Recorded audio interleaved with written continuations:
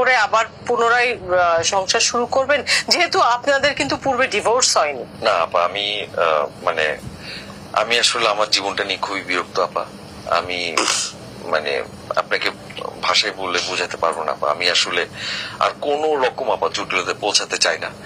আমি প্রয়োজনে আমার বাচ্চা আমার মাকে দেখার জন্য যদি আরো 2-3টা কাজের ছেলে রাখতে হয় আমি সেটা রাখবো আপা।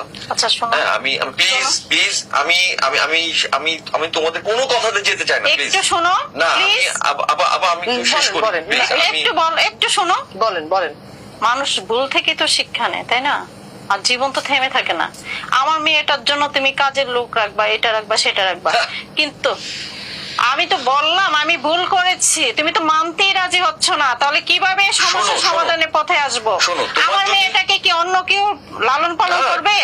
এই যে তোমার মেয়ে, তো আমার মেয়ে নিয়ে তোমার বউ কি বলছে, সে তো আমার মেয়েকে মেনে নিচ্ছে না। তো তুমি কাজের মেয়ে কি করবে? তোমাদের কারো কাজের মেয়ে কি করবে? হ্যাঁ সেটাই বলছি, তোমাদের কারো মেনে নেওয়ার দরকার নেই। তোমার যদি তোমার মেয়ের জন্য মন কাঁদে, তুমি সপ্তাহে একদিন এসে তোমার মেয়েকে দেখে যাবা। এটা কি সমস্যার সমাধান? হ্যাঁ এটাই সমস্যার সমাধান। আর গোলাপি, আমি তোমাকে বলছি, তোমার যে 10 লক্ষ টাকা যে কাবিনের টাকা তুমি চেয়েছো, নাহলে তুমি ডিভোর্স দেবে না। আমাকে কিছু সময় দাও, আমি তোমার 10 লক্ষ টাকা তোমাকে দিয়ে দেবো, দিলে তুমি ডিভোর্সটা দিয়ে দিও, ব্যাস। এবার যে যার মতো করে ভালো থাকো। আমার পৃথিবীতে অনেক সন্তান আছে যারা মা বাবা ছাড়া বড় হয়, অনেক সন্তান আছে। আমি জানি বড় হচ্ছে না, আমি জানি ওরা বড় হচ্ছে আমি জানি, তাহলে আমার মেয়েও বড় হবে। আমি জানি, কিন্তু আমি মেয়েও বড় হবে। তুমি থাকতে না পারলে সপ্তাহে একদিন এসে দেখে যাবো। না আমি আমি কোনো জটিলতা যেতে চাই না। আস্তে আস্তে আমি ক্ষমা চাই। আমিও ক্ষমা চাই।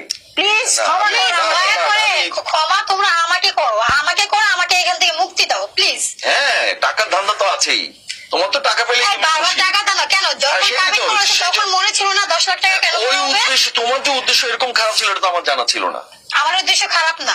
সেটাই তো, নাহলে তো পরে তুমি আসছো পর্যন্ত খালি 10 লক্ষ টাকা 10 টাকা কাবিন এটা নিয়েই তো আছে তুমি সারা। সুপ্রিয় দর্শক, আপনারা দেখলেন, দর্শক পরিস্থিতি বদলে যায় মানুষের মন, বদলে যায় মানুষের ভালোবাসা, আবেগ এবং অনেক সম্পর্ক নষ্ট হয়ে যায়, অনেক সম্পর্ক। আর তাই আমাদেরকে সতর্ক থাকতে হবে, সম্পর্কের যত্ন নিতে হবে। আগামী অনুষ্ঠানে আবারও নতুন কোনো অপ্রিয় সত্য নিয়ে আমি নাজনীন হাসান চুমকি আপনাদের সামনে উপস্থিত হব। আর সেই পর্যন্ত স্বপ্নধরা নিবেদিত অপ্রিয় সত্য অনুষ্ঠানে আমাদের সাথেই থাকবেন।